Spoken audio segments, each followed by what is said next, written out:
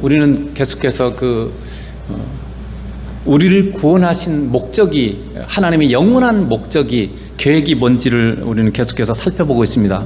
그것은 하나님이 우리를 구원한 이유는 단순히 천국 가는 것이 아니라 삼위 하나님과의 사랑에 참여하는 것이다. 사랑의 교제, 사랑의 사귐 가운데 우리를 초대하는 것이 하나님의 영원한 목적이라고 그랬습니다. 이 계획을 실현하기 위해서 성부 하나님께서는 그 구원을 계획하시고 실행하는 일을 하시고 계십니다. 성자 하나님은 이 땅에 오셔서 십자가와 부활을 통해서 그 구원의 길을 열어주셨고, 성령 하나님은 그 열어진 구원의 길로 사람들을 변화시켜 가시고 걸어가게 하시는 분이 바로 성령 하나님이십니다. 그러므로 지금은 어떤 의미에 있어서 우리에게 성령님이 좀 더 주도적으로 역사하시기 때문에 지금은 성령님의 시대라 이렇게 불러요. 구분할 수 있는 건 아니지만 좀 더 그 각각의 삼위 하나님의 역할에 있어서 성령 하나님이 지금 좀 더 우리 안에 오시고 또 우리를 통해서 역사하시기 때문에 성령님의 시대라 이렇게 말할 수 있는 거죠. 성령님의 그러면 본질적인 역할이 뭘까? 항상 우리가 본질을 중요하게 여겨야 돼요. 핵심이 뭐냐? 본질이라는 게 본연의 성질이죠. 그래서 성령님이 하시는 본질적인 그런 역할이 뭘까라는 걸 우리가 먼저 그걸 알아봐야 돼요. 그래야만 성령님이 하시는 사역을 그 본질에 맞춰서 해석하고 그것을 따라갈 수 있기 때문에 그렇습니다. 요한복음 15장 26절에 보면 이렇게 되어 있죠. 내가 아버지께로부터 너희에게 보낼 보혜사 곧 아버지께로부터 나오신 진리의 성령이 오실 때 그가 나를 증언하실 것이요. 그러니까 성령님이 하시는 일은요, 가장 중요한 게 뭐냐면 예수님을 증거하는 거예요. 예수님이 살아계신 하나님의 아들이시요 사랑이신 구원자이심을 증거하시는 것이 바로 성령님의 중요한 핵심적인 그런 사역이라 이렇게 말할 수 있는 것이죠. 그래서 성령님은 우리 안에서 어떻게 역사하고 또 어떤 능력으로 역사하시든지 간에 성령님이 하시고자 하는 건 뭐냐면 예수님을 증거하는 거예요. 예수님이 어떤 분이신지 이걸 증거하는 거라는 거죠. 또 하나는 성령님은 언제나 예수님께 영광을 돌리는 것입니다. 요한복음 16장 14절에 이렇게 되어 있죠. 그가 내 영광을 나타내니, 그는 누구냐면 성령님을 말해요. 또 다른 보혜사인 성령님을 말하는데, 내 영광을 나타내니 내 것을 가지고 너희에게 알리겠음이라 이렇게 말하고 있어요. 그러니까 성령님은요 항상 예수님을 높이고 예수님을 드러내기를 기뻐하십니다. 사람은 드러내는 게 아니에요. 항상 성령님께서는 은사든 아니면 어떤 것이든 우리 안에서 내적으로 우리를 인도하시는 간에 성령님께서는 예수님을 높이시고 예수님께 영광 돌리는 그 일을 하신다는 거죠. 또 하나는 중요한 게 있어요. 성령님 우리에게 예수님의 영광을 보게 하셔서 예수님의 모습으로 변화시키는 일을 하십니다. 고린도서 3장 18절에 이렇게 되어 있죠. 우리가 다 수건을 벗은 얼굴로 거울을 보는 것 같이 주의 영광을 보매 그와 같은 형상으로 변하여 영광에서 영광이 이르니 곧 주의 영으로 말미암으니라. 우리가 어떻게 거룩해져요? 여러분, 믿음이 성장하려면 어떻게 해야 돼요? 주님의 영광을 봐야 돼요. 지금 이 말씀을 따르면 우리가 주님의 영광을 봐야만 우리가 거룩해지는 거예요. 주님의 형상으로 변화돼요. 근데 그 일을 누가 한다고요? 주의 영, 성령님께서 그 일을 하신다는 거예요. 그러니까 우리 안에 계신 성령님 언제나 우리를 어떻게 해요? 주님께로 이끌어서 그분의 아름다우심, 그분의 영광을 경험하게 하시는 거죠. 우리가 성장하려면요, 그래서 반드시 예수님, 성령님을 통해서 우리가 예수님을 만나고 예수님과 함께하면서 예수님이 얼마나 선하시고 좋으신 분인지, 우리를 얼마나 사랑하시는 분인지 우리의 삶에서 자꾸 경험하면 그분의 영광을 보면 우리가 자꾸 예수님의 형상으로 변화돼요. 그래서 예수님을 우리가 만나지 않고는 거룩해질 수 없습니다. 그걸 베드로후서에서는 뭐라고 되어 있냐면 우리가 예수 그리스도를 주로 삼아 거룩하게 하고, 그러니까 예수님을 우리의 삶의 주인으로 모셔야만 우리가 거룩해져요. 그러니까 주인이 뭡니까? 우리가 무슨 일을 하든지 간에 주인의 허락을 맡아야죠. 무슨 일을 하든지 간에 예수님께 물어야죠. 내가 결정해버리면 내가 주인이잖아요. 그래서 뭐든지 예수님한테 이렇게 할까요? 저렇게 할까요? 이렇게 하는 것이 주님이 기쁘게 하는 겁니까? 이렇게 저렇게 하는 게 주님을 기쁘시게 하는 겁니까? 항상 물어야 돼. 이게 예수님을 주님으로 모시는 거예요. 근데 많이 우리가 예수님을 주님 이렇게 하면서도 여전히 내 인생의 모든 일들, 계획들 다 내가 하고 있어요. 그런 경우 굉장히 많습니다. 이건 뭐예요? 예수님을 주님으로 모신 게 아니고 내가 주인이에요. 믿음의 삶이라고 하는 것은 계속 강조하는 거지만 예수님을 내 삶의 주인으로 모시는 거예요. 나의 모든 계획, 생각들, 이 모든 것들을 주님께 물어보고 주님이 기뻐하는 것으로 우리가 선택하고 그 길로 가는 것이 바로 예수님을 주님으로 모시는 거고, 그렇게 사는 것이 뭐라고요? 우리가 거룩하게 되는 길이에요. 그러니까 교회 아무리 많이 다녀도 예수님을 주님으로 모시는, 그러니까 모든 삶을 예수님께 묻고 질문하고 예수님이 기뻐하는 선택을 하지 않으면 우리는 교회 아무리 10년, 20년 다녀도 거룩해지지 않습니다. 똑같아요. 10년 전이나 10년 후나 교회는 열심히 다니는데 하나도 변화가 없는 삶을 사는 이유가 뭡니까? 예수님을 주님으로 모시지 않기 때문에 그래요. 여전히 내가 주인 돼서 사랑하고 필요할 때만 예수님 도와주세요. 누가 주인이에요? 내가 다 해놓고 이렇게 하는데 이거 잘 되게 도와주세요. 그럼 뭐예요? 내가 주인이지 예수님 주인, 예수님 종이죠. 그러면 필요할 때만 와서 도와줘야 되고. 그래서 그렇게 살면 우리는 변화되지 않아요. 거룩해지지 않아요. 근데 대부분의 성도들이 그렇게 사는 경우가 너무 많아요. 그래서 교회는 오래 다니는데 변화되질 않아요.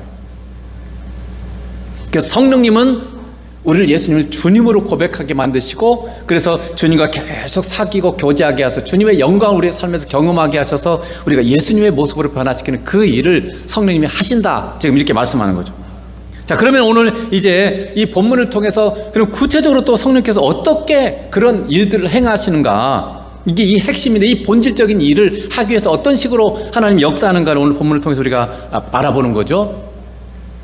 첫째는 이제 성령님이 지난주에 우리가 살펴봤죠. 성령님 두 가지 사역을 하신다고 그랬어요.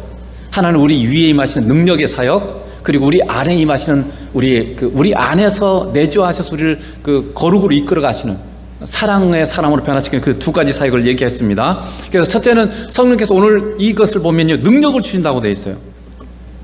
자, 2장 4절에 보면 그들이 다 성령의 충만함을 받고 성령이 말하게 하심을 따라 다른 언어들로 말하기를 시작하니라. 이게 오순절에 이르렀는데 오순절에 하늘로부터 강한 바람 같은 소리가 제자들이 앉은 그 방에 가득했다고 되어 있어요. 그리고는 불이 이렇게 확 나타나더니 불이 혀처럼 막 사람들 위에 이렇게 퍼져나가서 각 사람 위에 임했다고 이렇게 되어 있습니다. 바람이나 불은요, 하나님의 임재의 상징이에요. 그러면서 또한 능력의 상징이기도 합니다. 그러니까 능력이 하나님께서 지금 이 거룩하게 지금 제자들이 있는 곳에 임재하셔서 그들 위에 임하심을 지금 보여주고 있는 거죠. 그러더니 제자들이 어떻게 했습니까? 성령님에 의해서 그들이 알지 못하는 언어를 말하기 시작한 거예요. 오늘날로 말하면 여기 시골 사는 사람이 갑자기 프랑스어를 말하는 불어를, 그런 일이 있을 수 있습니까? 없습니까? 없죠. 그런데 지금 제자들이 그런 거죠.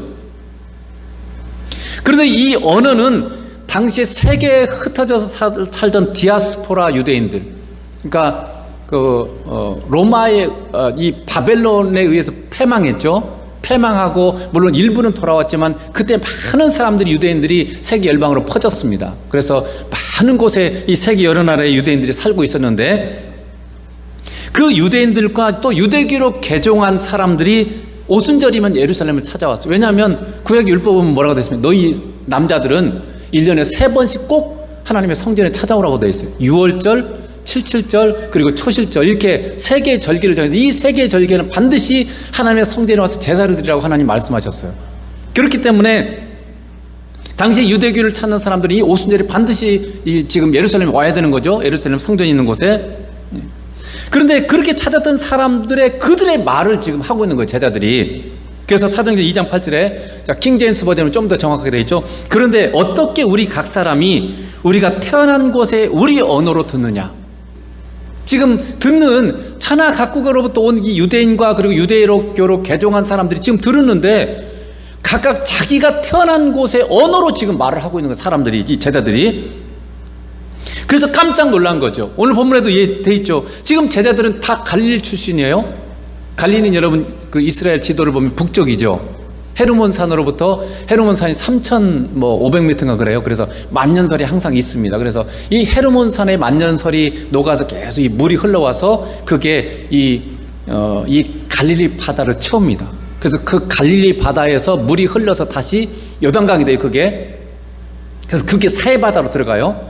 그래서 북으로부터 남으로 흘러가는 이 요단강이 갈릴리로부터 사해바다로 들어가고, 그래서 이 모든 것의 근원은 이 헤르몬산입니다. 헐몬산이라고도 부르고 헤르몬산인데 이스라엘 가장 북쪽에 있죠. 어쨌든 그래서 이스라엘의 북부 지역이니 갈릴리 출신인데 그곳에 살던 사람들이 어떻게 듣는 사람들이 이 살던 곳의 언어로 말하는지 이해할 수가 없는 거죠 지금.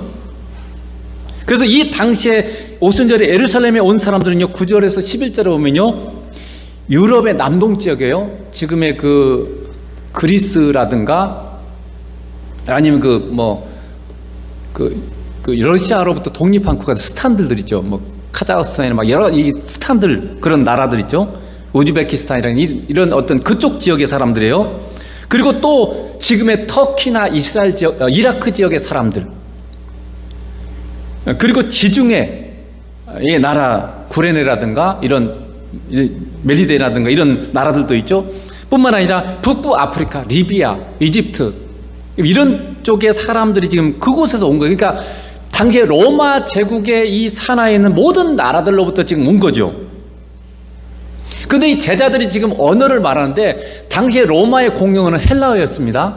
로마가 이 지배를 했지만 그러나 문화는 그리스어를 받아들였어요. 그리스의 문화가 굉장히 발달했기 때문에 문화와 언어는 이 그리스의 철학 그리고 그리스의 언어를 공용어로 선택을 했죠. 그래서 이 제자들이 공용어인 헬라어를 말한 게 아니에요. 리비아어를 말하기도 하고 터키어를 말하기도 하고 뭐 그렇게 지금 얘기를 한 거죠. 그런 언어로 지금 말하고 있는 거죠. 여러분 언어의 창시자가 누굽니까? 하나님이시죠. 그래서 여러분 창세기 11장은 바벨탑 사건이 나오죠. 갑자기 언어가 그때는 똑같이 다 하나의 언어를 사용했어요. 그러다가 이 바벨탑 사건에서 언어가 다 나눠져 버렸어요. 갑자기 다른 말을 막 하기 시작한 사람들이. 그러니까 하나님이 그때 언어를 혼잡게 했다고 돼 있죠. 그래서 같은 언어를 쓰는 사람들끼리 이게 분리돼서 자기 나라로 이게 흩어져서 살게 된 거죠. 그게 지금 하나님이 언어를 창시하신 거죠. 그렇기 때문에 하나님은요 얼마든지 다른 언어를 말할 수 있게 하시는 분입니다. 이게 바로 뭐예요? 방언이에요. 성령사 등의 방언이 있죠. 여러분이 보통 일반적으로 우리가 방언할 때 랄랄랄라 이렇게 하는 경우도 있지만 굉장히 유창한 방언을 하기도 하고 때로는 진짜 지금 세상에 쓰는 방언을 하기도 합니다. 영어를 배운 적이 없는 사람이 영어 방언을 할 수도 있어요. 그리고 일본어를 배우지도 못한 사람이 일본어 방언을 하기도 합니다. 실제로 그런 일이 있었어요. 그래서 일본어 방언을 하는데 진짜 일본어를 배운 사람이 그걸 해석해 보니까 통변하는 거하고 똑같아요. 통변 은사를 또 이 방언을 딱 해석하는 은사를 가진 사람이죠. 그걸 자기가 들은 일본어하고 일본어 방언을 하니까 그 다음에 통변 은사를 가진 사람이 방언 이걸 해석하는 게 똑같아요. 그래서 하나님이신 성령께서 얼마든지 이 세상의 언어들을 이렇게 지금 말하게 할 수 있는 거예요. 랄랄라 이런 것도 똑같아요. 이런 것도 어쩌면 그 어린아이의 언어일 수도 있어요. 어떤 언어인지 모르지만 어떤 지역에 사용하는 어린아이의 언어일 수도 있어요. 그렇지만 그것도 언어죠. 그리고 언어의 창시자인 하나님은요 어떤 언어든지 알아둘 수 있는데 이게 뭐냐면 통변의 은사예요. 그러니까 성령께서 우리에게 통변의 은사를 주시면요 모든 언어를 다 알아먹어요. 어떤 방언인지 랄랄라라 하든 뭐 아니면 일본어를 하든 미국어를 하든 영어를 하든 똑같아요. 통변의 은사를 가진 사람은 이게 성령의 방언을 말하잖아요. 그러면 어떤 언어든지 다 알아먹어요. 다 그걸 해석할 수 있어요. 이게 통변에서 이게 너무나 당연한 것은 뭐냐면 하나님이 다 알아먹잖아요. 영어로 기도하든 이슬람어로 기도하든 어떤 나라 언어로 기도하든 하나님 다 알아먹잖아요. 그러니까 당연히 하나님이 주시는 은사인 이 통변 은사는 이게 성령의 방언이면 다 알아먹는 거죠. 이렇게 은사를 주시는 성령님의 임하심은요 능력의 성령님의 충만이라고 불러요.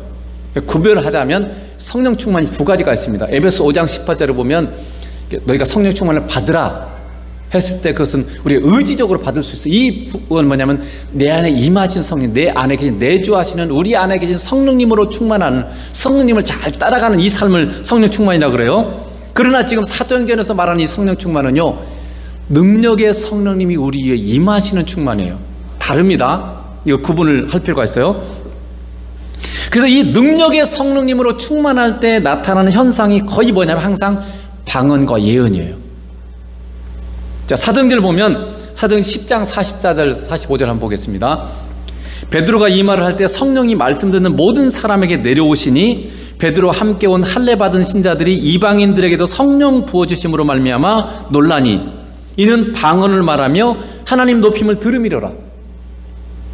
그러니까 성령님께서 말하는 모든 사람 위에 내려오셨어요. 근데 그때 사람들이 방언을 막 하는 거예요.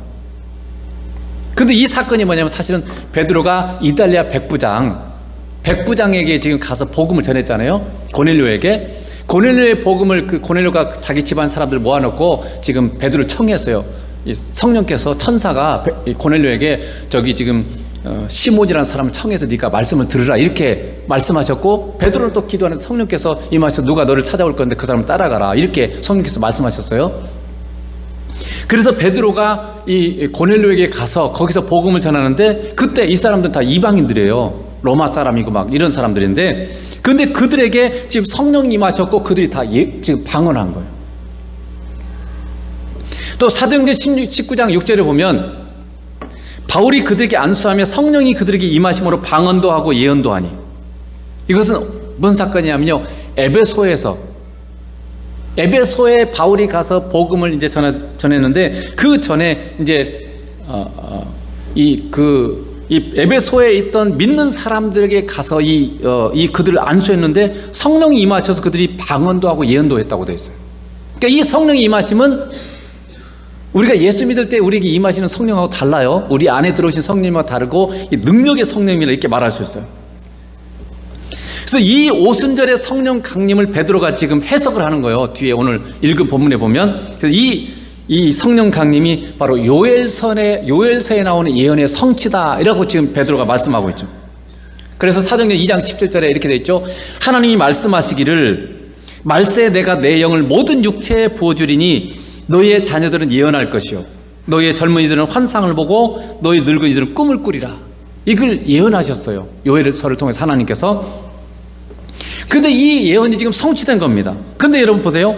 하나님께서 모든 육체에 하나님의 영이신 성령님을 그 위에 부어주신다고 되어 있어요. 우리말로는 그냥 이게 좀 정확하진 않은데 영어나 헬라어 원문에 보면요, 사람 위에 이게 부어준다 이렇게 되어 있어요. 그래서 사람들이 뭐라고 예언한다. 그리고 환상을 봐요.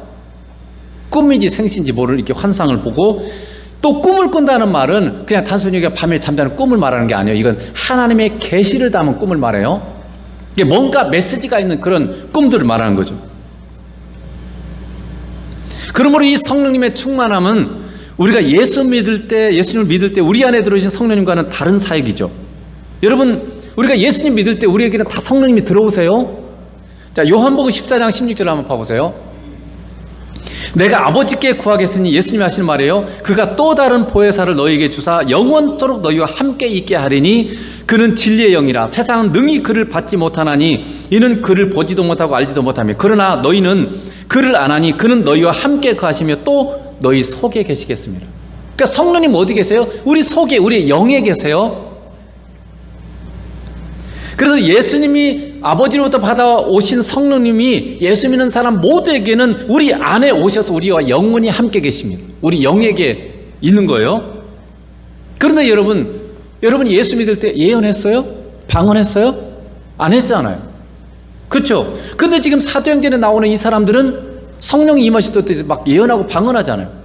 그러니까 우리가 지금 예수님 믿을 때 우리 안에 오신 성령님과 지금 여기 성경에 이 사도행전에 말하는 이 성령님이 임하시면 다르다는 거죠.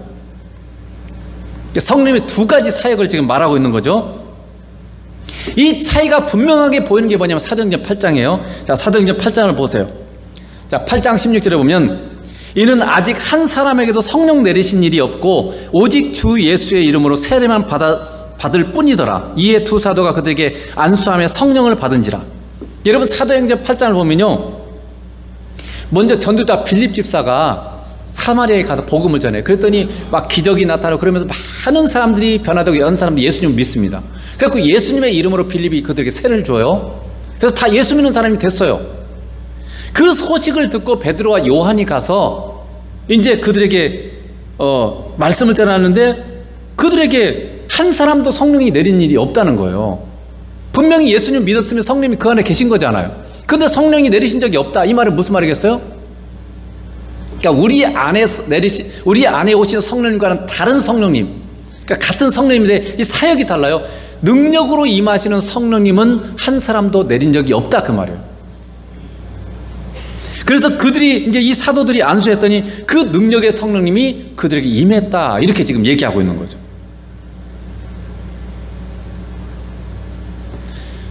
그래서 여러분 지난주에도 말씀드렸듯이 우리 위에 임하시는 성령님은요 중요한 역할이 뭐냐면 어떤 일을 하시냐면 그 본질이 뭐냐면요 예수님이 살아계신 전지전능하신 하나님이심을 나타내세요. 그리고 우리 안에 임하시는 성령님은요 우리를 주님께로 인도해서 사랑의 열매를 맺게 하시는 분이세요. 그러니까 역할이 달라요. 사역의 의미가 정확히 달라요. 그러니까 우리 안에 들어오신 성령님은 우리를 계속 예수님께로 인도해서 예수님을 바라보고 예수님과 교제하고 이렇게 해서 예수님과 같은 성품으로 변화시키는 그 일을 하세요. 그런가 하면 우리 위에 임하시는 성령 능력으로 역사해서 사람을 치료하기도 하고 막 기적적인 어떤 전혀 사람들이 알지 못하는 그런 지적 은사를 지식의 말씀 은사를 통해서 전혀 처음 본 사람들 그 사람이 무슨 일을 당했는지 다 알고 있어요. 이런 은사들을 통해서 사람들을 예수님이 전지 모든 걸 아시고 모든 걸 하실 수 있는 그런 하나님이라는 것을 증거하도록 그 일을 하시는 게 바로 이 능력의 성령님의 역사라는 거죠. 그래서 교회가 하나님이 사랑의 하나님이시다, 하나님이 선하신 하나님이고 사랑이신 하나님이라는 걸 우리가 증거해야 됩니다. 당연히 그게 가장 중요해요. 그렇지만 또한 그분이 살아계신 전지전능하신 하나님이라는 걸 또 증거해야 돼요. 그렇잖아요. 그것을 가능하게 하시는 분이 바로 성령님이세요. 우리 위에 임하시는 능력의 성령님은 우리에게 은사를 주시어 주님이 살아계신 전지전능하신 하나님이심을 드러내셔서 사람들이 예수님을 영접하게 하시고 믿음의 확신을 주십니다. 이게 능력의 성령님의 역할이에요. 그래서 이 능력의 성령님은요 사실은 우리에 임하셔서 나를 위해서가 아니라 다른 사람을 위해서 사역하도록 하십니다. 이게 굉장히 중요한 초점이에요. 근데 방언은 달라요. 방언은 받은 사람에게 유익하다고 되어 있죠. 방언의 은사도 사실 통변을 하면 다른 사람에게 유익합니다. 그렇지만은 통변이 안 되면 자기에만 유익해요. 그래서 방언의 은사를 제외하고는 모든 은사들은요 사실 다른 사람을 섬기라고 주신 거예요.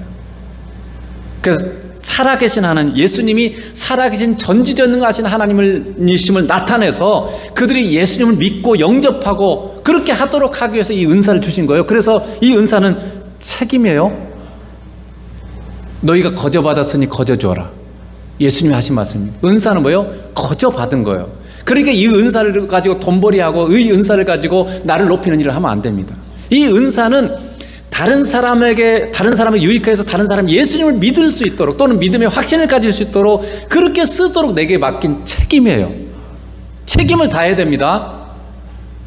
내게 무슨 일을 하라고 책임을 맡겼는데 그거 자랑하고 다니는 사람은 이상한 사람이죠.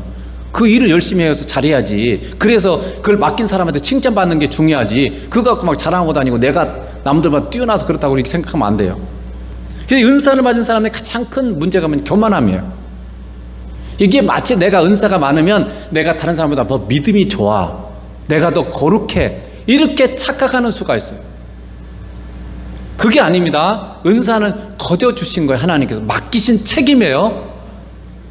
그래서 이 은사를 다른 사람을 위해서 사용하도록, 다른 사람에게 예수님의 살아계심을 증거하도록 하시기 위해서 이 은사를 주셨다는 거죠. 반면에 우리 안에 계신 성령님 우리를 끊임없이 예수님께로 인도해서 예수님을 만나게 하시고 주님의 형상으로 변화시키셔서 예수님이 얼마나 선하신 분인지 그리고 예수님이 얼마나 사랑이신 분인지를 증거하게 하시는 거죠.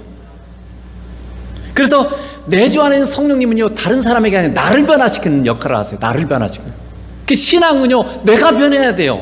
다른 사람을 변화시키려고 하지 말고 내가 변해야 되는데 내가 변하면 성령님을 통해서 다른 사람이 변해요. 이게 성경의 원리입니다.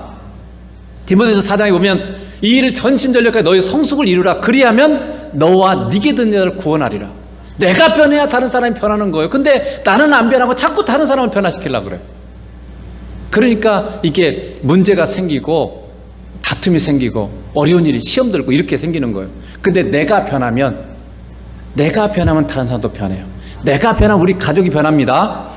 나는 안 변하고 자꾸 다른 사람은 당연히 이렇게 저렇게 자꾸 이렇게 코치만 하려고 하면 안 되는 거죠. 이게 하나님의 인도하심에 어긋나는 행동들인 거죠. 오늘 우리는 능력의 성령님으로 충만받아야 될 사명이 있어요. 왜냐하면 예수님이 살아계심을 증거해야 되잖아요.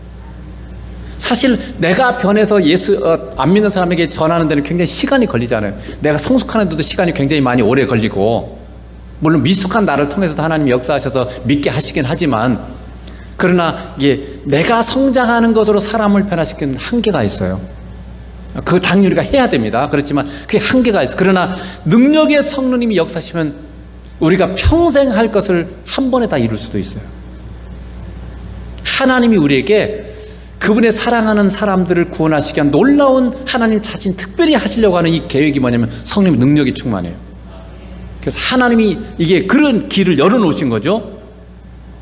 그래서 예수님께서 부활 승천하셔서 오순절에 그 성령님을 우리에게 보내주신 거예요. 능력의 성령님을.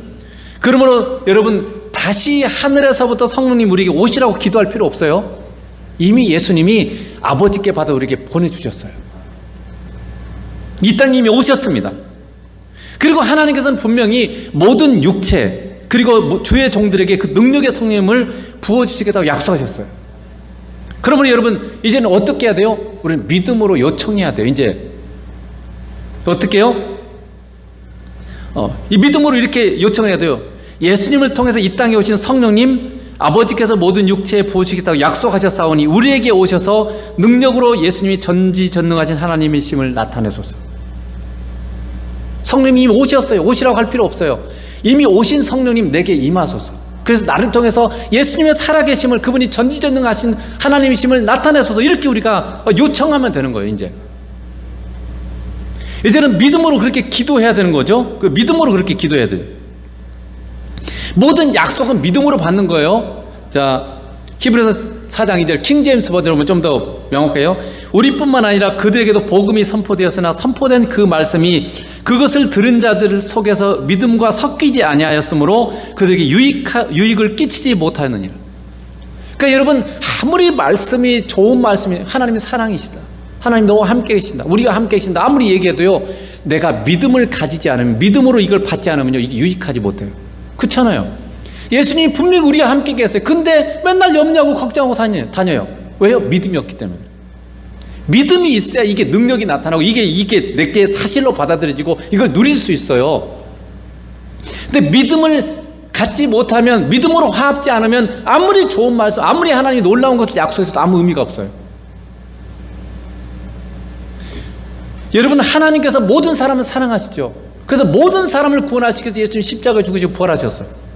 그러나 그 놀라우신 하나님의 약속이 믿음으로 예수님을 영접한 사람들만 구원받는 거예요. 대상은 모든 사람이에요. 그러나 하나님이 은혜를 주셔서 믿음을 가진 사람들만이 구원받죠. 이것도 똑같아요. 능력의 성령도 마찬가지예요. 모든 사람에게 약속되었지만 이걸 믿음으로 구하는 사람, 믿음으로 받는 사람, 이게 이 아멘 하는 사람들만이, 그 사람들에게만 이 능력의 성령님이 임하시는 거예요. 그런데 제가 봤을 때 이 능력의 성령님은 이 시대의 교회가 잃어버렸어요.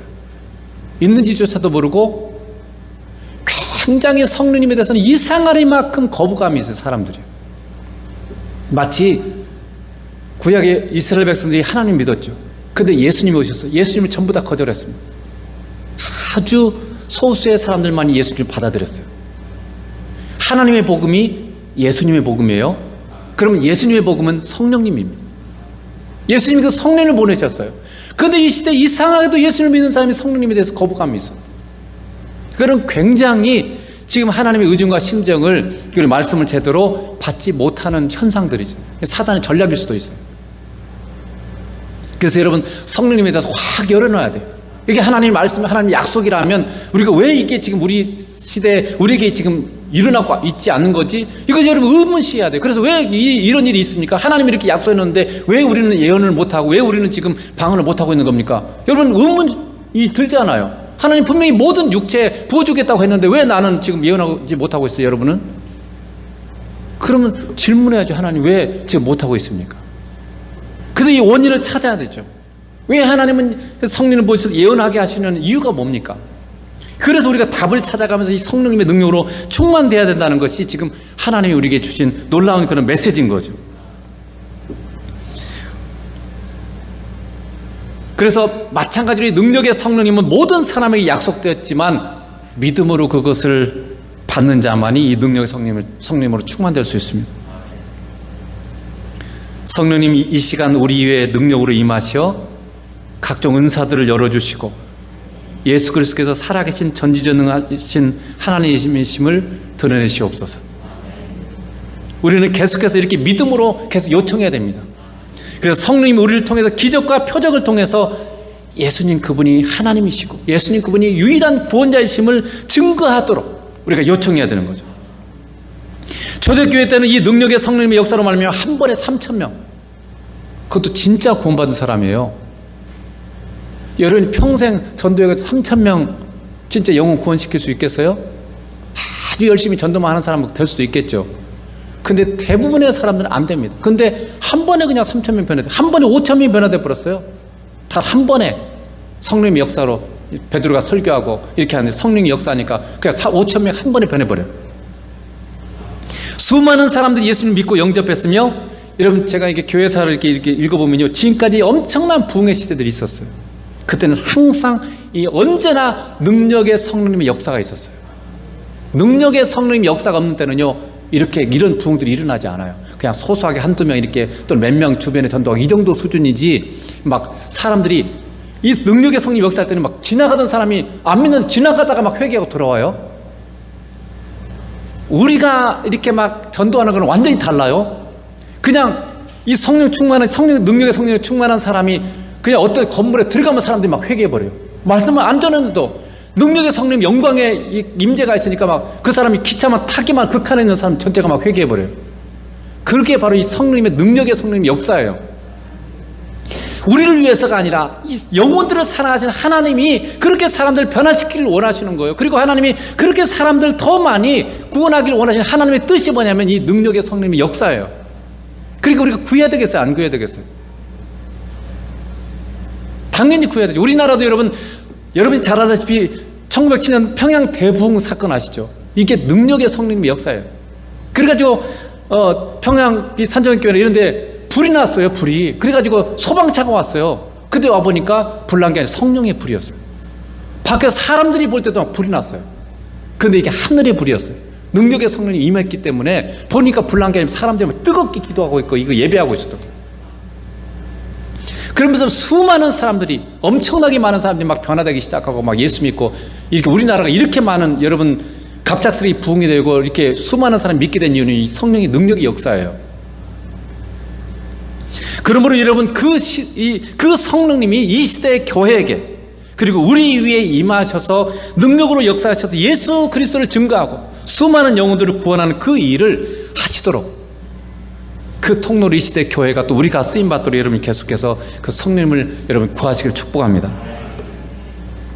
두 번째로 복음이신 예수님을 증거하는 거예요. 자, 2장 12절에 보면 그레데인과 아라비아인들이 우리가 다 우리의 각 언어로 하나님의 큰 일을 말함을 듣는도다. 여러분 능력의 성령으로 충만한 제자들이 한 일이 뭐예요? 하나님의 큰 일을 말했다는 거죠. 그러니까 하나님의 큰 일이 뭐겠어요? 예수님이죠. 예수님이 이 땅에 오시고 예수님이 십자가에 죽으시고 부활하시니 놀라운 사건을, 이 복음을 전한 거죠. 그래서 성령님의 역사는 언제나 사도행전에 보면 항상 그래요. 처음에는 기적이 일어나요. 기적이 일어나면 사람들이 마음이 확 열어져 버립니다. 그러고 나면 복음을 전해요. 예수 그리스도의 복음을 전해요. 그러면 사람들이 막 구원받고, 이렇게 항상 이 공식처럼 그런 식으로 역사를 해요. 그래서 예수님의 이 삶과 십자가 부활을 증거하는 거죠. 예수님을 증거하는 거죠. 그래서 성령의 역사는 언제나 예수님을 영화롭게 하고 예수님을 높이는 것이고, 그리고 예수님을 증거하는 것입니다. 그래서 성령께서 주시는 이 은사도 마찬가지, 은사의 목적도 언제나 예수님을 드러내고 높이는 거예요. 이게 은사의 본질이에요. 이 목적을 잃어버리면 은사가 도리어 해가 될 수 있어요. 그래서 지금까지 미숙한 그 은사자들이 막 은사를 가지고 막 어떤 경우는 능력도 있고 이런 사람이 막 욕을 해요. 강사들이, 부흥 강사들이 막 옛날에 막 욕하는 사람도 있고. 그런데 여러분 왜 역사하는 줄 아세요? 하나님의 이름 때문에 하는 거예요. 그럴지라도 그 사람 통해서 능력으로 역사, 사람을 구원하는 그것을 하나님이 더 중요하게 여기시기 때문에 그 사람을 사용할 것 뿐이에요. 그 사람이 정말 믿음이 좋고 정말 거룩해서가 아니라 하나님이 그냥 사용해 주실 뿐이, 그분의 거룩한 이름 때문에. 그래서 많은 미숙한 은사자들이 예수님을 높이지 않고 자신을 높이려고 했기 때문에 교회에 해악을 끼쳤어요. 그러다 보니까 하나님도 기뻐하시지 않고 사람들도 시험 들어가지고 저런 은사 같으면 없는 게 차라리 낫겠다. 그래가지고 성령님을 거부하는 그런 경지까지 이르렀어요. 그래서 막 은사나 성령님에 대해서 거부하는 그런 마음들이 이 시대 교회에 팽배한 이유가 바로 이 미숙한 은사자들 때문에 그런 경우가 많아요. 사실은 하나님이 주신 놀라운 그런 것인데 우리도 미숙하죠. 사실은 은사자도 미숙할 뿐만 아니라 받는 성도들도 미숙하다 보니까 하나님이 하시는 놀라운 일들을 거부하는 불신앙의 지경에 지금 이른 거죠. 또한 여러분, 능력은 언제나 예수님의 사랑으로 사용해야 됩니다. 여러분 잘 아는 것처럼 고린도전서 13장 1절에 보세요. 내가 사람의 방언과 천사의 말을 할지라도 사랑이 없으면 소리나는 구리와 울리는 꽹과리가 되고, 내가 예언하는 능력이 있어 모든 비밀과 모든 지식을 알고 또 산을 옮길 만한 모든 믿음이 있을지라도 사랑이 없으면 내가 아무것도 아니에요. 여러분 잘 아는 것처럼 사실 고린도전서 12장, 13장, 14장 은사장이에요. 성령의 은사에 대해서 다루고 있는 장이에요. 그래서 딱 중간에 13장을 끼워놨어요. 여러분 13장 그 1절에 보면요, 사람의 방언 천사의 말, 이게 뭡니까? 방언의 은사예요. 그러니까 아름다운, 얼마나 이게 방언을 여러분 통변해 보면요 굉장히 아름답습니다. 아주 기도가 그렇게 아름다울 수가 없어요. 그러니까 정말 아름다운 그런 말을 할지라도 이게 사랑이 없으면, 사랑의 용도로 사용하지 않으면 이게 소음이에요, 소음. 뿐만 아니라 내가 예언한 능력이 있어 모든 비밀과 모든 지식을 알고 있고, 이게 예언, 지식의 말씀 연사, 지혜의 말씀 연사가 다 같이 포함된 말이에요. 이게 모든 비밀, 모든 지식을 알고, 이게 하나님만이 아시는 그런 지식들을 내가 아는 걸 말해요. 그럴지라도 또 산을 옮길 만한 모든 믿음, 이 믿음의 은사를 말합니다. 이게 특별한 성령께서 주신 은사예요. 내가 평상시 가지지 못한 그냥 엄청난 믿음이 갑자기 생겨버린 거예요. 그 믿음의 은사, 또는 능력 행함, 그 다음에 신유의 은사, 치유의 은사를 병고침 은사라고 그러죠. 이런 것들을 말해요. 그런 것들이 있을지라도 사랑이 없으면 내가 아무것도 아니에요. nothing. 아무것도 아니에요. 그러므로 여러분, 모든 은사는 뭐예요? 사랑의 용도로 사용해야 되고, 예수님을 높이고 예수님을 드러내기 위해서 사용해야 됩니다. 이게 은사의 용도예요. 은사의 용도를 가지고 예수님을 높이고 예수님을 드러내고, 그리고 사랑이라는 용도로 사용해야만 돼요. 그래야 이게 바르게 하나님이 기뻐하게 사용하는 거죠. 우리는 예수님을 더 영화롭게 하고 예수님을 더 밝게 드러내기 위해서 성령의 능력과 충만과 은사를 구해야 됩니다. 왜냐하면 고린도전서 14장 1절을 보세요. 자, 보면 사랑을 추구하며, 뭡니까? 항상 우리는 사랑을 목적으로 해야 돼요. 추구라는 게 사랑을 목표로 해서 살라, 그 말이죠. 우리의 말, 행동, 모든 것은요 사랑이 목표여야 돼요. 근데 뭐라고요? 신령한 것을 사모하되. 영적인 이 은사들을, 성령의 은사를 여러분 뭐라고요? 갈망하고 사모하라, 간절히 기도하라, 이렇게 돼 있어요. 간절히 소망하라, 간구하라, 이렇게 돼 있어요. 근데 여러분 그렇게 간절히 기도했어요? 은사 달라고? 우리가 안 하잖아요. 무슨 성령이 왜 필요해? 그냥 내가 잘 사랑으로 살고 인격적으로 성숙하기만 하면 되지. 근데 여러분 성경은 하나님 우리에게 사모하라고 돼 있어요. 그러니까 여러분 사모해야 됩니다. 이게 하나님의 의중이에요. 하나님 우리가 그 성숙해서 정말 예수님의 사랑, 그리고 온유 겸손하심을 드러낼 뿐만 아니라 예수님의 살아계심을 증거해야 되잖아요. 안 믿는 사람들이 예수 믿도록 만들고 그들의 영혼을 구원해내는 그 일을 하기를 또한 원하시잖아요. 그러려면 이 은사들이 굉장히 중요한 그런 역할을 하게 하는 거죠. 그렇기 때문에 이 은사를 사모하라고 하는 거죠. 그래서 능력도 은사도 마찬가지로 사랑이 목적이어야 되는 거죠. 그래서 이 사랑으로 예수님과 이 사랑은요, 근데 예수님과의 사랑을 나누고 그분으로부터 받은 사랑이 우리를 통해서 사람들에게 흘러가는 거예요. 이 사랑은요 내가 갖고 있는 게 아니에요. 그래서 사랑으로 이 은사를 사용하려면 계속 우리가 예수님과 사귀고 교제해야 돼요. 내적인 우리 안에 임하신 성령님의 인도하심을 따라서 계속 예수님과 사귀고 교제할 때 그 사랑이 우리에게 부어지고, 그 부어진 사랑이 나를 통해서 내게 흘러넘쳐서 단단하게 흘러가는, 이게 뭐예요? 그게 사랑이고 생명이고 전도고 선교예요. 본질이. 사랑은 우리 스스로 할 수 있는 것이 아니라 언제나 예수님으로부터, 하나님으로부터 공급받아서 흘려버리는 것이 바로 이 하늘의 사랑이에요. 성경이 말하는 사랑은 뭐예요? 항상 하늘의 사랑이죠.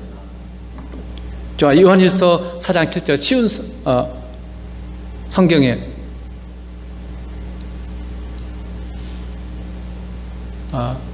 여기 요한일서 4장 7절 안 써졌네요. 예. 요한일서 4장 7절 제가 시온성 읽어드릴게요. 사랑하는 친구들이여, 우리는 서로 사랑해야 합니다. 왜냐하면 사랑은 하나님께로부터 오기 때문입니다. 사랑은 어디로부터 온다고요? 하나님으로부터 옵니다. 그러니까 사랑은 내 안에 있는 걸 나눠주는 게 아니에요. 사랑은 하나님으로부터, 예수님으로부터 우리에게 오는 거예요. 그러니까 내가 예수님을 만나지 않으면 내 안에 사랑이 없어요. 우리가 다른 사람을 사랑하려니, 하늘의 사랑을 하려면 반드시 예수님으로부터 사랑을 공급받아야 돼요. 예수님을 만나서 그분이 내게 사랑을 부어주시면 내 안에 그게 흘러 넘치면 그게 다른 사람이 흘러가요. 그게 사랑이에요. 지금 성경이 말하는 사랑. 우리가 성경이 말하는 사랑을 할 수 있으려면 예수님으로부터 이 은혜와 사랑을 공급받아야만 우리가 다른 사람을 사랑할 수 있어요. 그러니까 여러분의 가족에게 잘해주고 싶고 사랑하고 싶은데 왜 안 됩니까? 주님으로부터 이 사랑을 공급받지 못하기 때문에 그런 거죠. 내가 막 노력해서 내 의지로 되는 게 아니에요. 성경의 모든 것은요 다 예수님으로부터 오는 거고 예수님과 함께 할 때만 가능한 것이지 내가 노력하고 결단을 이렇게 해서 되는 게 아니에요. 결단은 필요하죠. 내가 주님과 더 하려고 하는 그런 의지니까. 그러나 우리의 결단만 갖고 되는 게 아니에요. 베드로가 그렇게 내가 주님을 위해서 목숨을 버리겠습니다, 진실이었어요. 정말 그런 마음이었어요. 그러나 여러분 그냥 무너져 버리잖아요. 주님을 저주하면서 부인하기까지 그렇게 해버리잖아요.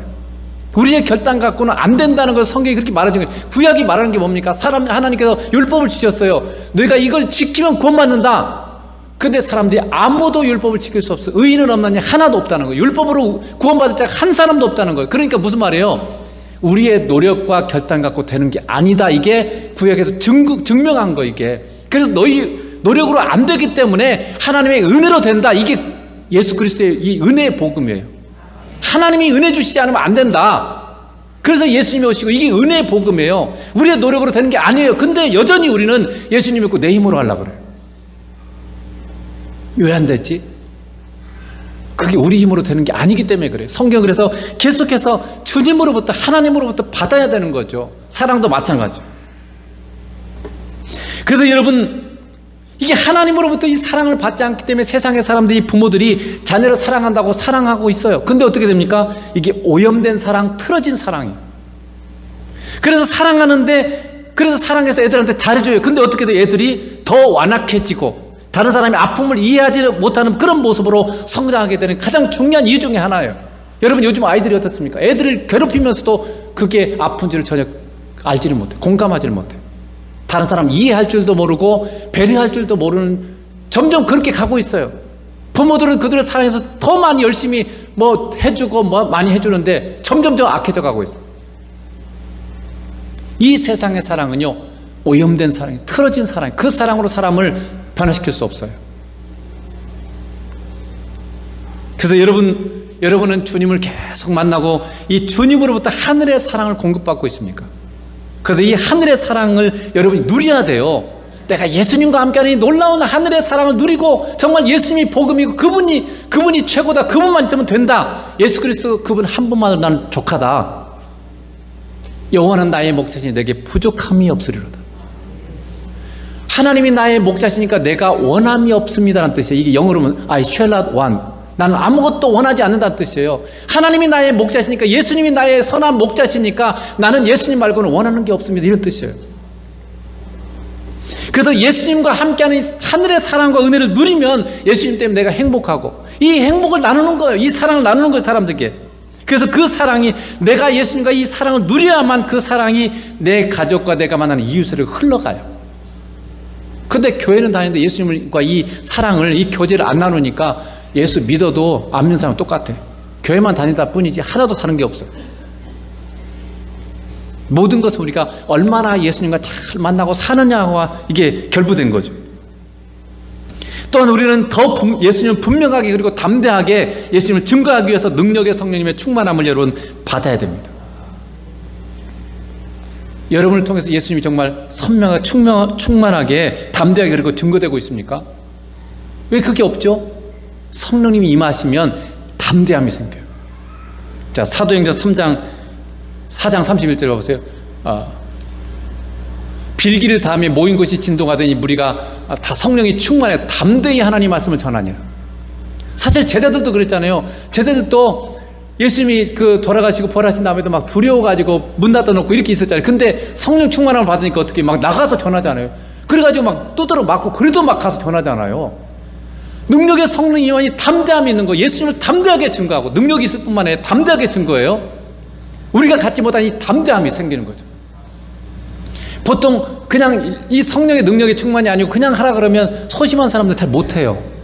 기질적으로 막 이게 좀 뭔가 이 담대한 사람들은 가서 전하지만 전도에 그런 사람들이 기질 있고 이런 사람들이라고 하죠. 외향적인 기질이고 뭐 이런 사람들은 잘하지만 그렇지 못한 기질의 사람은 못해요. 기질로만 하려고 그러면. 그러나 능력의 성령이 임하면 달라져요. 그런 내성적인 사람, 소극적인 사람도 담대하게 예수님을 증거하는 그런 사람으로 바뀌어진다는 거죠. 그래서 이 능력의 성령님이 우리에게 충만함을 구해야 되는 거죠.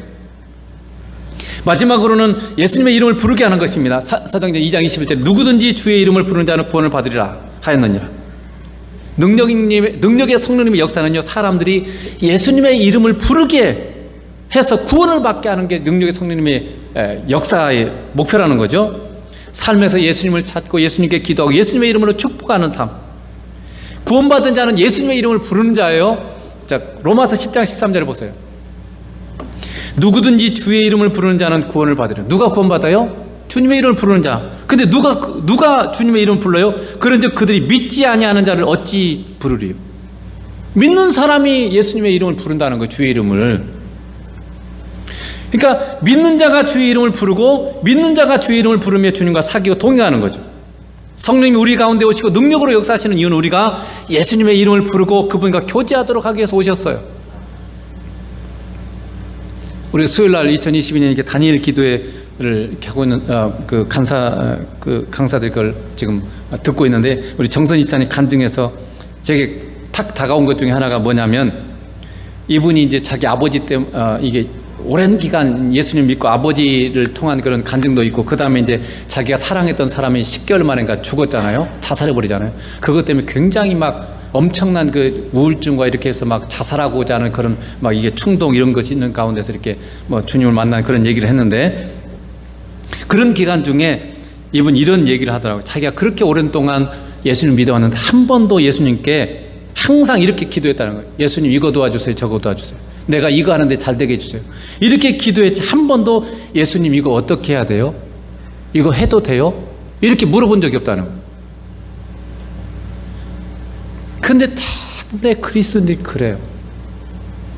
내가 우리 자식 어디 대학교 들어갔는데 예수님 합격하게 해주세요.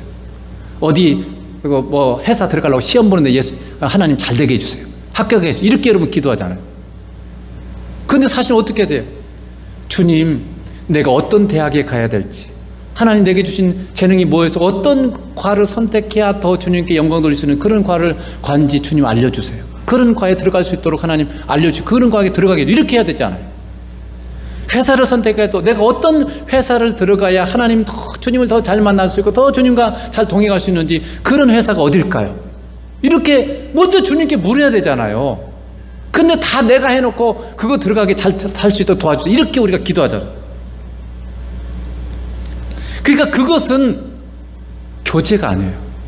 일방적이잖아요. 주님의 의견은 묻지도 않아요. 내가 하는데 그냥 주님 도와주기만 하세요. 알라고 하지 마세요. 그게 무슨 교제고 사귐이겠어요. 그래서 기도는 하나님과 주님과의 사귐이에요. 사귐이면 나의 말도 하지만 주님의 의견도 들어야죠. 내가 이렇게 하는데 이거 이게 주님 기뻐하는 거 맞아요? 어떻게 해야 돼요? 이게 기도예요. 이게 기도는 양방향, 사귐의 기도, 이게 양방향이 돼야 되죠. 주님께 먼저 물고 드려야 돼요. 나는 이렇게 느끼는데 주님은 어떻게 생각하세요? 나는 이게 맞는 것 같은데 주님은 주님 이게 맞을까요? 내가 볼 때는 이게 맞는 것 같은데 주님 어떻게 생각하세요? 여러분의 기도가 그래야 되는 거죠. 이게 지금 주님과의 사귐이고 주님을 제대로 만나는 거죠. 항상 근데 우리가 대부분의 그 기도가 그냥 내가 원하는 것을 그냥 말하는 수준, 일방적인 통보 이렇게 하는데 주님 잘 되게 해주세요. 여러분, 우리가 예수님을 부를 때, 예수님을 믿을 때, 여러분 예수님 모든 걸 아시는 분이잖아요.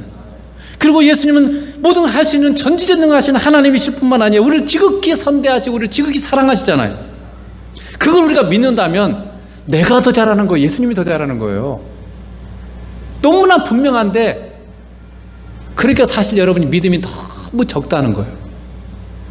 주님이 모든 걸 아시잖아요. 나는 몇 초 후의 일도 지금 여기 눈 이렇게 많이 올지도 몰랐잖아요. 우리는 몇 초 후의 일도 모르니, 그러니까 사고 당하고 가다가 갑자기 막 사고 나서 죽기도 하고 무슨 일을 당할지 우리는 아무것도 몰라요. 근데 주님은 다 아시잖아요. 그러면 여러분, 그걸 우리가 믿는다면 여러분 뭔가 중요한 결정들을 하고 뭔가 중요한 것뿐만 아니라 모든 우리의 삶의 모든 부분에서 여러분 주님의 의견을 물어야 되지 않겠어요? 주님께 물어야 주님과 함께 교제하면서, 그래야 우리가 정말 주님이 원하시는 그 가장 최고의 가장 멋진 길 여러분 걸을 수 있지 않겠습니까? 그래서 우리가 자꾸 주님과 자꾸 교제하고 사귀는 이 훈련을 자꾸 연습하는 거예요. 그 귀찮다고 여러분 생각할 게 아니라 나를 위해서 주님이 그 길을 우리에게 주셨기 때문에 자꾸 우리의 삶에서 나 혼자 안 돼요, 잘. 그렇기 때문에 우리가 공통적으로 함께 이 점심시간을 정해서 내가 주님 만났습니다 이렇게 하는 이유는, 오늘 주님 나를 통해서 뭘 하고 싶으세요? 내 삶 가운데 주님 내가 고칠 것은 뭐가 있어요? 이런 질문들을 자꾸 하는 거죠. 내가 이런 문제가 있는데 주님 어떻게 해야 됩니까? 남편과 아내 사이에 뭐가 문제가 있으면 이런 문제가 있는데 주님 어떻게 해야 됩니까? 자녀의 문제니까 어떻게 해야 됩니까? 이렇게 해야 되는데 내 생각대로, 내 경험대로, 내 시적으로 그냥 해결해버려요. 그렇게 하려고 그래요. 그러니까 꼬이고 힘들고 어렵죠. 성령님이 여러분, 성령님, 우리가 예수님의 이름을 부르고 교제하며 그분을 우리의 삶의 주인으로 모시고 구원받는 자로 살도록 성령님은 역사하십니다. 그래서 이 능력의 성령님뿐만 아니라 우리 안에 임하시는 성령님께, 우리 안에 오신 성령님으로도 충만해야 되고요, 능력의 성령님으로 충만해야 돼요. 그래서 정말 예수님 그분이, 제가 오래전에 이 성경을 통독을 하다가 제게 딱 눈에 들어온 게 하나가 뭐가 있었냐면, 바울이 로마서에 보면 로마서 15장에 이렇게 돼 있어요. 내가 그리스도의 충만한 복음을 가지고 갈 줄 아노라. 이게 무슨 말이냐면, 내가 예수님 안에 있는 이 충만한 모든 것을 내가 가지고 가겠다, 이렇게 얘기를 하고 있어요. 그 여러분, 하나님께서 예수님 안에서 우리에게 이 주신 이 복음의 이 풍성함, 이 모든 것이 너무나 많은데 우리는 그 중에 얼마나 지금 알고 누리고 있을까요? 지극히 적은 부분만 알고 있고 지극히 적은 부분만 누리고 있는 거죠. 근데 바울은 뭐라고 하냐면, 이 충만한 전체를 내가 가지고 와서 너한테 전달해주고 알게 해주겠다, 이렇게 지금 얘기해요. 그걸 누릴 뿐만 아니라, 그래서 나도 그러고 싶다, 이런 기도 제목이기도 하고 소원이기도 하고 이렇게 되더라고요. 그래서 하나님이 예수님을 통해서 우리에게 얼마나 많은 것을 주고 싶어 하신지. 근데 그걸 아는 길이 뭐겠어요? 내가 계속 성령님만이, 계시의 성령님, 지혜와 계시의 성령님이잖아요. 성령님이 그걸 알게 해주세요. 고린도서 2장에 이렇게 돼 있죠. 하나님이 만세전에 그를 사랑한 자들 위해서 예비한 모든 것은 사람이 마음으로 생각지 못하고 눈으로 보지 못하고 귀로 듣지 못하고 오직 성령께서 이것을 알게 하신다고 되어 있어요. 그러니까 성령님만이 아시는 거예요. 우리 안에 내주하시는 성령님이 바로 그런 일들을 하시는 거죠. 알게 하시는 거예요. 예수님께로 인도하고 이 풍부한 복음을 알게 하시고 그걸 우리가 누리게 하시고, 이렇게 하시는 게 내적인 성령님의 역사죠. 그래서 계속 우리가 성령님과 동행하면서 그 하나님의 의중과 심정을 여러분 헤아리면, 그래서 그런 중에 지금 이 능력의 성령님도 계속 전에부터 이렇게 생각을 해왔지만 이렇게 정리하게 하신 거죠. 그래서 이 능력의 성령님도 우리에게 임하셔서 정말 하나님이 하시고자 하는 충만한 것을 사실 우리를 통해서 하시기를 원하시는데, 이 시대 교회가 그걸 놓치면 안 되잖아요. 교회는 예수님이 머리시고 하나님이 하시고자 하는 모든 것을 받아내야 될 사명이 있어요. 그래서 우리가 이 능력의 성령님이 우리를 통해서 이 일을 하실 수 있도록 여러분이 능력의 성령님을 정말 사모하고, 또 이미 오셨기 때문에 믿음으로 받고, 그래서 정말로 은사들이 확 열어지고 정말 담대하게 예수 그리스도의 복음이 전해져서 정말 이 지역과 이 민족과 이 세계 열방 수많은 사람들이, 그래서 여기가 성지가 될 수 있어요. 막 성령 강력하게 역사하면요, 세계에서 막 와요. 그걸 정말 자기도 성령 충만 받고 싶어서. 그래서 막 수많은 사람들이 변화되고 여러분의 가족과 친척들이 또 장애도 어떤 사람든지 다 예수 믿고 구원받는 이 놀라운 일을 바로 능력의 성령님께서 행하시다는 거죠. 그 능력의 성령이 우리에 임하시고 그 능력의 성령님을 기꺼이 하나님께서 부어주시기 위해서 예수님을 통해서 우리에게 이미 보내주셨습니다. 그래서 그분이 우리에 임하셔서 이 일을 하실 수 있도록 계속 요청하는 그런 삶을 사시기를 주님으로 축복합니다. 기도하겠습니다. 거룩하신 하나님 아버지, 감사합니다. 삼위 하나님께서 친히 우리와 함께 우리를 통해서 일하시고 역사하십니다. 우리의 능력, 우리의 지혜, 우리의 한계 안에 갇혀 지내지 않게 해주시고 하나님이 친히 우리 위에 임하셔서 성령께서 그분의 능력, 그분의 지혜로 놀라운 일을 행하시기를 원하십니다. 그것이 능력의 성령의 충만함이십니다. 예수님께서 하늘에 올려주셔서 그 능력의 성령님도 우리에게 보내주셨습니다. 성령님 우리 위에 임하셔서 은사를 열어주시고 능력으로 예수 그리스도를 증거하셔서 담대하게 예수 그리스도를 증거하게 하셔서 수많은 사람들이 이 시대에 하나님이 그토록 사랑하시는 사람들이 예수님 믿고 하나님의 자녀된 그런 놀라운 일들을 행하시옵소서. 감사하옵고 예수님 이름으로 기도드리옵나이다. 아멘.